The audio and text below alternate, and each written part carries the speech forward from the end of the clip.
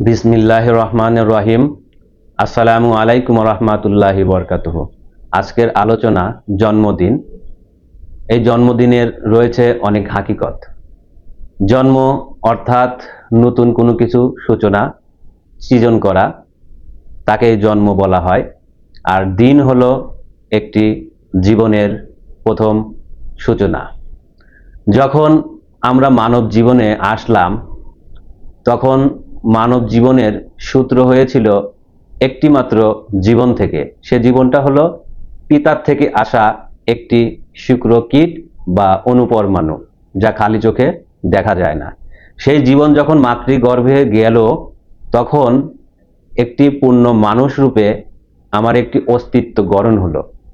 তখন সেখান থেকে যখন মা পূর্ণ করে দুনিয়াতে নামিয়ে দিল, তখন আমার সেই জন্মদিন প্রকাশ হলো।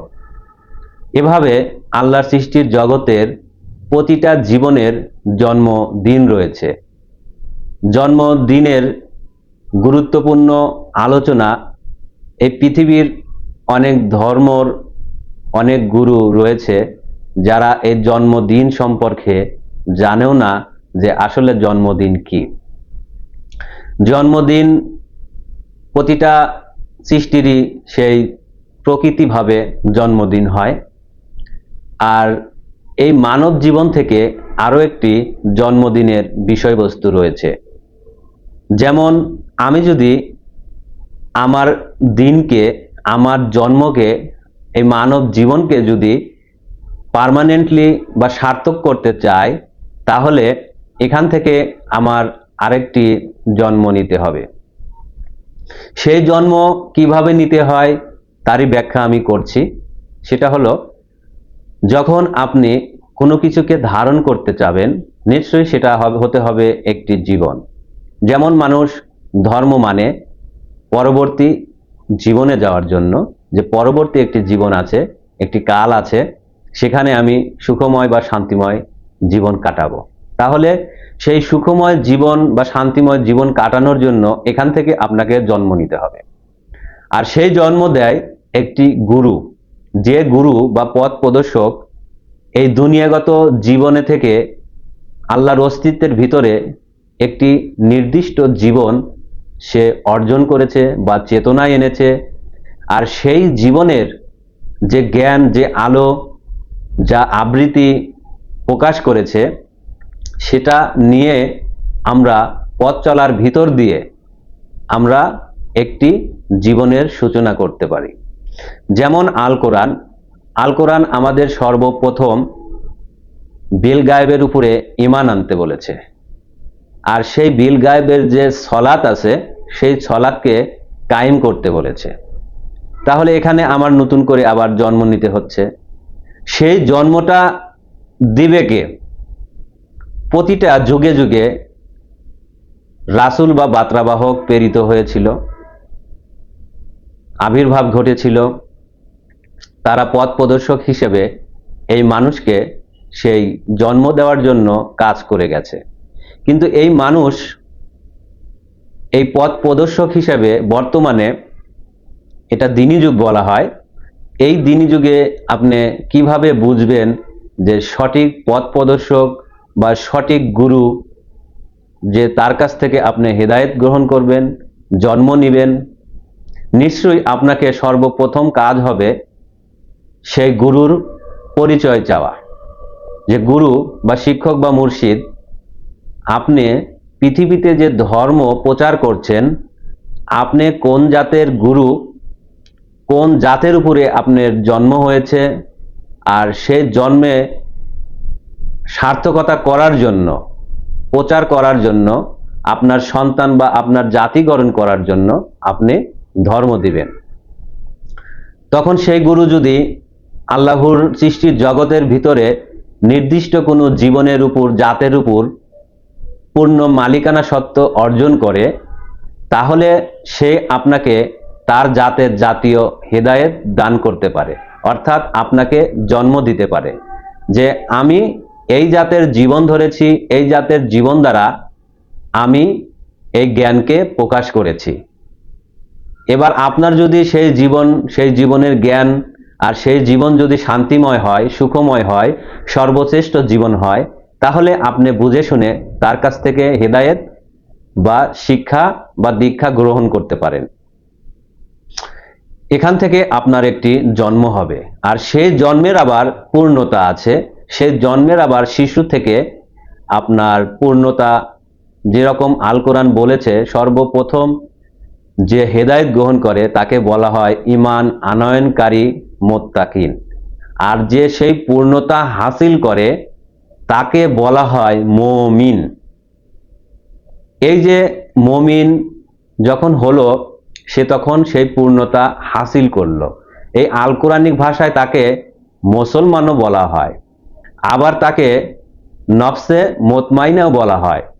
যখন আপনি পূর্ণতা হাসিল করতে পারবেন, আপনি তখন সেই জীবনের জ্ঞান দ্বারা, সেই জীবনের আলো দ্বারা আপনাকে চিনতে পারবেন, আপনি আপনার চোষটাকে চিনতে পারবেন, জানতে পারবেন কোথায় থেকে আসছেন, আবার কোথায় যাবেন, অনন্তকালের আপনার পরিণতি কি, আপনি সবকিছু এই জীবনে থেকেই জানতে পারবেন, বুঝতে পারবেন।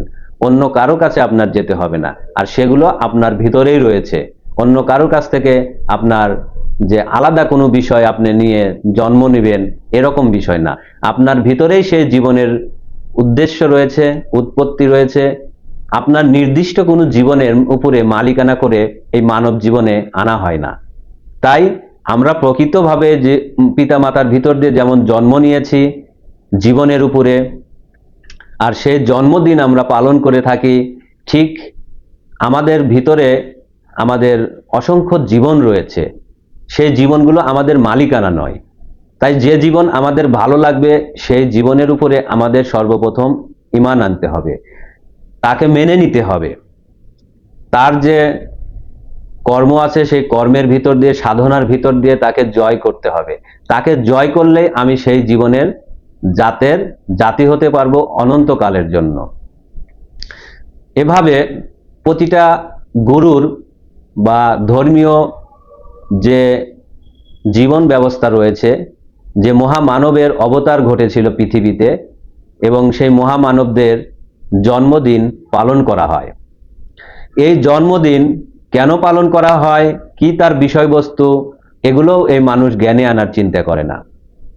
এই জন্মদিন তখনই তার সার্থক হয় যখন তাকে আত্মিকভাবে তার জ্ঞানকে ধারণ করার চেষ্টা করা হয়, তখনই সেই গুরুরও জন্মদিন সার্থক হয়। আবার যে তাকে অনুসরণ করছে, যে সন্তান বা অনুসারী যাকে অনুসরণ করে চলছে, তারও সে জন্মদিন পালন করার সার্থকতা আসে। ধরেন একটি কবি, সে কবিতা আবৃত্তি করেছে, সে একজন ভাইরাল কবি, তার কবিতা নিয়ে অসংখ্য ছাত্ররা তাকে রিসার্চ করে। যেমন কবি গুরু রবীন্দ্রনাথ ঠাকুর, তার সাহিত্যিক, তার কবিতা নিয়ে অনেকেই চর্চা করে, সাহিত্যিক স্টুডেন্টরা তাকে মনে প্রাণে ধারণ করার চেষ্টা করে। ঠিক তার যে জন্মদিন, সে জন্মদিন আসলে তারা উল্লাস করে, আনন্দ করে, তাদের অন্তরে তাদের ভালো লাগে যে আমি এই গুরুর জ্ঞান ধারণ করছি, মনের থেকেই তাকে ভালো লাগে। এভাবে আমাদের বিশ্বনবী হজরত মোহাম্মদ সাল্লাল্লাহু আলাইহি সাল্লাম, তিনি একটি মহামানব। তিনি তার যে জন্ম হয়েছে, সেই জন্মদিন উপলক্ষে ঈদে মিলাদুন নবী পালন করা হয়। অর্থাৎ তার যে অনুসারীরা আছে, তার যে ভক্তবিন্দুরা আছে, তারা এগুলোকে আনন্দের সাথে গ্রহণ করে। সেই মহামানবরা যখন পৃথিবীতে সেই জ্ঞানের প্রকাশ বা ইতিহাস রচনা করে যায়, তখন কিন্তু তাদের সেই জন্ম সার্থক হয়। আবার আপনি যখন তার সেই আত্মিক জগতের অনুসারী হবেন, আপনি যখন তার জ্ঞানকে ধারণ করবেন নিজের অন্তরের থেকে, তখন আপনি তার সেই জন্মদিন পালন করে আপনিও সেই শান্তি বা নিজের মনের ভিতরে সেই ভালো লাগা কাজ করবে। এভাবে প্রতিটি মহামানবের জন্মদিন মানুষ পালন করে আসছে। কিন্তু আপনার যে জন্ম নিতে হবে, আপনারও যে জন্মদিন আসবে, আপনি কি সেই কর্ম করে যাচ্ছেন? যে জন্ম নিলে অনন্তকালের জন্য আপনিও ইতিহাস রচনা করতে পারবেন, আপনিও আপনার জীবন দ্বারা, সেই জ্ঞানের আলো দ্বারা আপনিও সেই একটি গ্রন্থ লিপিবদ্ধ করতে পারবেন। এটা কি কখনো ভেবেছেন? কারণ আপনার ভিতরে তো সেই জ্ঞান, আল্লাহর অস্তিত্বের যা কিছু আছে সবকিছুই আপনাকে দান করা হয়েছিল। তাই পৃথিবীর সমস্ত মানুষকে আমি আহ্বান করব যে মহামানবদেরকে আপনারা দেখেন, সেই মহামানবদের মতো আপনারাও আপনাদের ভিতরে অসংখ্য প্রকার জীবন আছে, সেই জীবনের ভিতর থেকে নির্দিষ্ট একটি জীবন, সেই জীবনের ভিতর থেকে একটি জীবন নির্দিষ্ট করেন। তবে এটা আমি বলে রাখি, এটা দিনী যুগ, রাতের যুগ খতম হয়ে গেছে। ধর্মীয় অনুসারে এই মানুষ যে যুগটাকে দিনী যুগ বলে জানে, এই যুগে আর কোনো রাতের কোনো জীবনের জন্ম হবে না, তাদের আর কোনো জন্মদিনও আসবে না। কেননা আপনারা প্রকৃতিতে দেখেন, রাতের বেলায় রাত্রে যে চন্দ্র এবং গ্রহ নক্ষত্রর যে উৎপত্তি বা সেই নূরের আলো আমরা দেখি, এরা প্রত্যেকটি রাতের জীবন। আর সে রাতের জীবনের খতম করে গেছে আমাদের বিশ্বনবী হজরত মুহাম্মদ সাল্লাল্লাহু আলাইহি সাল্লাম। আর সেই খতম হওয়ার পর থেকে এই দিনী যুগ চালু হয়েছে। আর এই দিনী যুগের একটি মাত্র দিন, সেটা আদম নূরের দিন বা এই মানব হওয়ার দিন। যদি কোনো মানুষ এই মানব জীবন দ্বারা কোনো জীবনকে এখন ধারণ করতে চায়, সেটা হতে হবে মানব জীবন। অন্য কোনো জীবনের রাস্তা নেই, ঘর নেই, হুকুমতও নেই।